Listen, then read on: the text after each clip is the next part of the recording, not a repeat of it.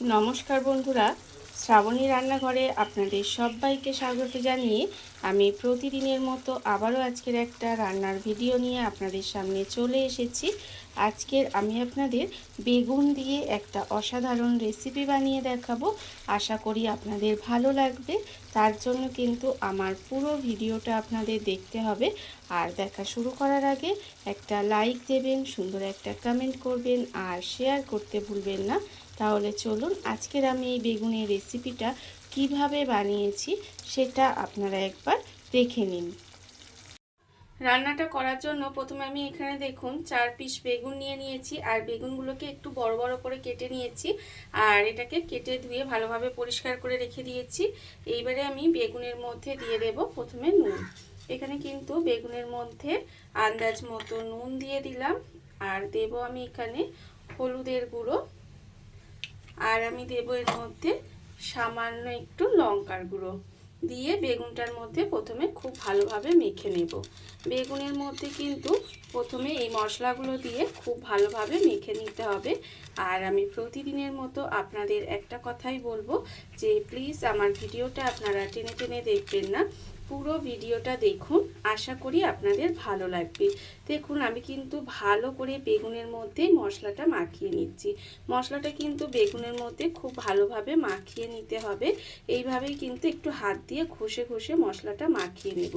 মাখিয়ে এই মশলাটা মাখিয়ে বেগুনটা কিন্তু প্রায় 10 থেকে 15 মিনিট মতো এখানে রেখে দেব। দেখুন এইভাবে কিন্তু যাতে মশলাটা খুব ভালোভাবে বেগুনের মধ্যে মশলাটা ভালোভাবে ঢুকে যায় সেই জন্য একটু এইভাবে মশলাটা মাখিয়ে বেগুনের মধ্যে রেখে দিতে হবে। কিন্তু দেখুন এইভাবেই কিন্তু আমি মশলা মাখিয়ে বেগুনটাকে রেখে দেব।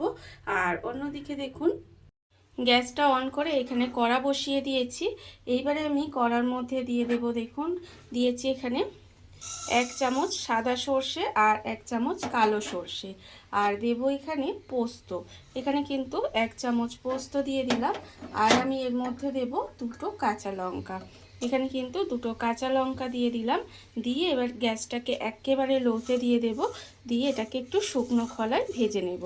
এইভাবে কিন্তু এই মশলাটা এই সর্ষে পোস্তটা একটু শুকনো খোলায় ভেজে নিতে হবে।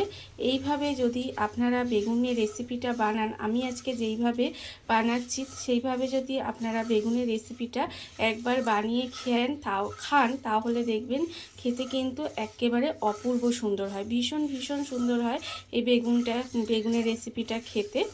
আর আমি তো আপনাদের অনেক রকম বেগুনের রেসিপি দেখিয়েছি বা আপনারাও অনেক রকম বেগুনের রেসিপি করে খেয়েছেন, কিন্তু একবার এইভাবে সর্ষে পোস্তটা একটু ভেজে আমি যেভাবে দেখাবো সেইভাবে কিন্তু বেগুনের রেসিপিটা বানিয়ে দেখবেন, খেতে কিন্তু ভীষণ ভালো লাগে। আর আমার চ্যানেলে নতুন বন্ধু পুরনো বন্ধু সবাইকেই বলছি আমার তরফ থেকে অনেক অনেক ভালোবাসা। নতুন বন্ধুদের বলবো যদি আমার চ্যানেলটা সাবস্ক্রাইব করেন তাহলে পাশে থাকা বেল বাটনটা অবশ্যই প্রেস করে দেবেন, যাতে আমি যখনই কোনো নিত্য নতুন ভিডিও আপলোড করব সবার প্রথমে আপনাদের কাছে নোটিফিকেশান চলে যায় এবং আপনারা আপনাদের সময় মতো ভিডিওটা দেখে নিতে পারেন। আর পুরনো বন্ধুদের বলবো এইভাবে আমার পাশে থাকার জন্য, আমাকে এগিয়ে যেতে সাহায্য করার জন্য আপনাদের অসংখ্য অসংখ্য ধন্যবাদ। দেখুন এখানে কিন্তু আমার এই সর্ষে আর পোস্তটা ভাজা হয়ে গেছে। এর থেকে কিন্তু আর বেশি ভাজার দরকার নেই, জাস্ট একটু হালকা করে নেড়েচেড়ে ভেজে নিতে হবে। এটা দেখুন ভাজা হয়ে গেছে। কখন বুঝবেন এটা ভাজা হয়ে গেছে? আস্তে আস্তে দেখবেন, যখন দেখবেন যে এই সর্ষেগুলো বা পোস্তর দানাগুলো একটু ফটফট করে ফেটে ফেটে উঠছে তখনই কিন্তু এটাকে নামিয়ে নিতে হবে। নামিয়ে আলাদা করে এটাকে একটু ঠান্ডা হতে দেব। সর্ষে পোস্ত আর কাঁচা লঙ্কাটা আমি কিন্তু এখানে আলাদা করে ঢেলে একটু ঠান্ডা হতে দিয়েছি। সেটা যতক্ষণ ঠান্ডা হচ্ছে দেখুন কড়াই আমি দিয়ে দিলাম খুব অল্প সামান্য একটু সর্ষের তেল, অল্প একটু তেল দিলাম, দিয়ে তেলটাকে একটু গরম করে নেব। তেলটা কিন্তু প্রথমে একটু গরম করে নিতে হবে। তেলটা আমার এখানে গরম হয়ে গেছে। এইবারে আমি তেলের মধ্যে দিয়ে দেব দেখুন রসুন। এখানে কিন্তু 4 কোয়া রসুন দিলাম আর দেব এখানে ছোট সাইজের 2টো পেঁয়াজ। ছোট সাইজের 2টো পেঁয়াজ এইভাবে একটু কুচি কুচি করে রেখেছি, সেই পেঁয়াজটাও এর মধ্যে দিয়ে দিলাম। আর দেব এখানে টমেটো। এখানে একটা টমেটোর আধখানা টমেটো আমি একটু রেখেছি, সেই আধখানা টমেটো আমি এখানে দিয়ে দিলাম। দিয়ে এবার এই পেঁয়াজ, রসুন আর টমেটোটাকে তেলের মধ্যে কিন্তু একটু সময় ভেজে নিচ্ছি। দেখুন এইভাবে গ্যাসটাকে লোতে দিয়ে এটাও কিন্তু একটু ভেজে নিতে হবে। পেঁয়াজ, রসুন আর টমেটোটা দেখুন আমি কিন্তু একটু সময় ভেজে নিয়েছি, আর এর ফলে দেখুন এটা কিন্তু ভাজা হয়ে গেছে, আর এর থেকে বেশি ভাজার দরকার নেই। এরকমভাবেই একটু এটা ভেজে নিতে হবে। এবার ভাজা হয়ে গেছে, এবার এটাকে তুলে এটাকেও কিন্তু আলাদা করে তুলে রাখবো, রেখে একটু ঠান্ডা করে নেব।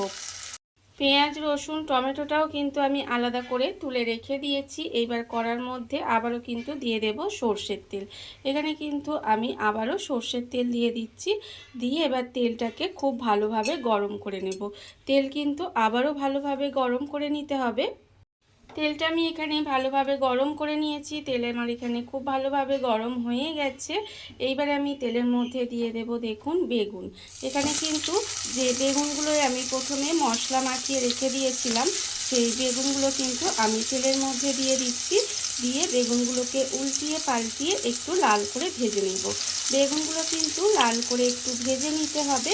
একটু উল্টিয়ে পাল্টিয়ে লাল লাল করে বেগুনটা আমি এখানে ভেজে নেব।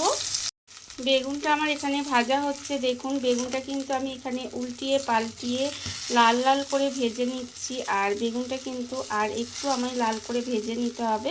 এটা কিন্তু এইভাবে একটু লাল লাল করে ভেজে নিচ্ছি। আর দেখুন এটা এখানে যতক্ষণে ভাজা হচ্ছে ততক্ষণ কিন্তু অন্যদিকে আমি একটা মশলা রেডি করব। তার জন্য নেব আমি এখানে প্রথমে পোস্ত আর সর্ষে আর কাঁচা লঙ্কাটা দিয়ে আমি এটাকে কিন্তু শুকনো প্রথমে একটু গুঁড়ো করে নেব। এটাকে কিন্তু প্রথমে শুকনো গুঁড়ো করে নিতে হবে। সর্ষে, পোস্ত আর কাঁচা লঙ্কাটা আমি এখানে কিন্তু গুঁড়ো করে নিয়েছি, দেখতেই পাচ্ছেন। আর এটা কিন্তু ঠান্ডা হলে তবেই মিক্সিতে দেবেন। আমার এটা গুঁড়ো করা হয়ে গেছে। এবার আমি এর মধ্যে দিয়ে দেবো এই যে পেঁয়াজ, রসুন আর টমেটো। এটাও কিন্তু ঠান্ডা হয়ে গেলে তবে মিক্সির মধ্যে দেবেন। দিয়ে এবার এটাকেও কিন্তু ভালোভাবে পেস্ট করে নেব। এটাও কিন্তু ভালো করে পেস্ট করে নিতে হবে। মশলাটা আমার এখানে রেডি হয়ে গেছে। মশলাটা আমি এখানে রেডি করে নিয়েছি। আর অন্যদিকে দেখুন বেগুনটা যে এখানে ভাজছিলাম সেটাও কিন্তু আমার এখানে ভাজা হয়ে গেছে। এইবারে আমি বেগুনগুলোকে আলাদা করে তুলে নেব। বেগুনগুলো কিন্তু আলাদা করে তুলে রেখে দিতে হবে। বেগুনটা আমি ভেজে আলাদা করে তুলে রেখে দিয়েছি। আর ওর মধ্যে অল্প সামান্য একটু তেল দিয়েছি। এইবারে আমি এর মধ্যে দিয়ে দেব খুব সামান্য একটু কালো জিরে ফোড়ন দিলাম। একদম অল্প একটু কালো জিরে ফোড়ন দিয়ে ফোড়নটা প্রথমে একটু ভেজে নেব। ফোড়নটা কিন্তু সুন্দর করে ভেজে নিতে হবে। আর এটা যখন ভাজা হয়ে যাবে, সুন্দর একটা গন্ধ বেরোবে, তখন কিন্তু আমি এর মধ্যে দিয়ে দেব এই যে মশলাটা আমি এখানে রেডি করে রেখেছিলাম, সেই মশলাটা কিন্তু এর মধ্যে দিয়ে দেব। মশলাটা কিন্তু এর মধ্যে দিয়ে দিতে হবে।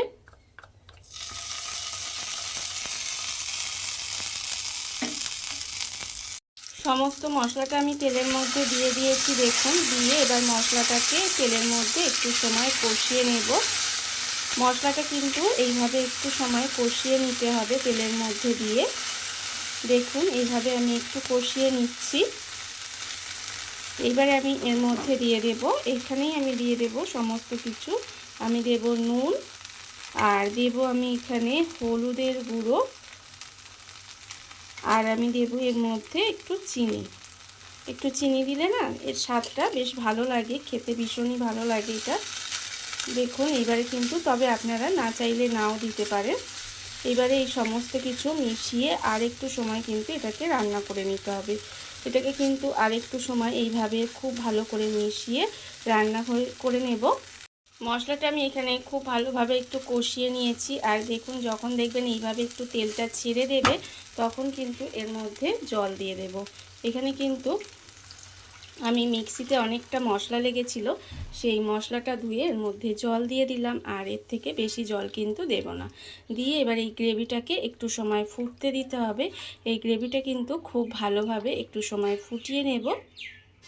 গ্রেভিটা আমার এখানে ভালোভাবে ফুটিয়ে নিয়েছি। দেখুন গ্রেভিটা আমার এখানে ফুটে গেছে, ফুটে একটু ঘন হয়ে গেছে।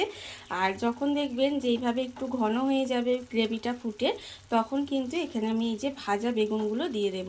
বেগুনগুলো যেহেতু ভাজা আছে সেই জন্য কিন্তু খুব বেশি সময় লাগবে না, বা রান্না করারও সময়, মানে রান্না করতেও বেশি সময় লাগবে না, যেহেতু বেগুনটা এখানে ভাজাই আছে। তাই এখানে কিন্তু বেশি জল রান্নাটায় লাগে না। দেখুন এইবারে ভাজা বেগুনগুলো দিয়ে আমি জাস্ট একটু উল্টিয়ে পাল্টিয়ে নেব। এটাকে কিন্তু একটু সময় এভাবে উল্টিয়ে পাল্টিয়ে রান্নাটা করে নিতে হবে। বেগুনটা দিয়ে আমি একটু সময় এইভাবে রান্না করে নিয়েছি। আর দেখুন গ্রেভিটা কিন্তু অনেকটাই ঘন হয়ে গেছে, দেখতেই পাচ্ছেন। এবারে রান্না আমার হয়ে গেছে। নামানোর আগের মধ্যে দিয়ে দেব একটা চেরা পাকা লঙ্কা দিয়ে দিলাম, আর ওপর থেকে দেব একটু কাঁচা সর্ষের তেল। ওপর থেকে একটু কাঁচা সর্ষের তেল দিয়ে দিলাম, দিয়ে এবার এটাকে মিশিয়ে দেব। মিশিয়ে আমি এটাকে গ্যাসটা অফ করে ঢাকা দিয়ে কিছুক্ষণ রেখে দেব। তারপরে আপনাদের পরিবেশন করে দেখাবো ঠিক কেমন হলো। দেখুন বন্ধুরা, বাড়িতে থাকা কত অল্প উপকরণে কত অল্প সময় কত সুন্দর একটা বেগুনের রেসিপি তৈরি হয়ে গেছে, আপনারা দেখতেই পেলেন। আর এটা কিন্তু খেতে ভীষণ সুন্দর হয়। এইভাবে আপনারাও একদিন হলেও বাড়িতে বানিয়ে দেখতে পারেন। আর এই ভিডিওটা যদি আপনাদের ভালো লেগে থাকে, আপনারা আমার চ্যানেলটা সাবস্ক্রাইব করে এইভাবে আমার পাশে থেকে যেতে পারেন। তাহলে চলুন আজকের ভিডিওটা এই পর্যন্তই। নমস্কার।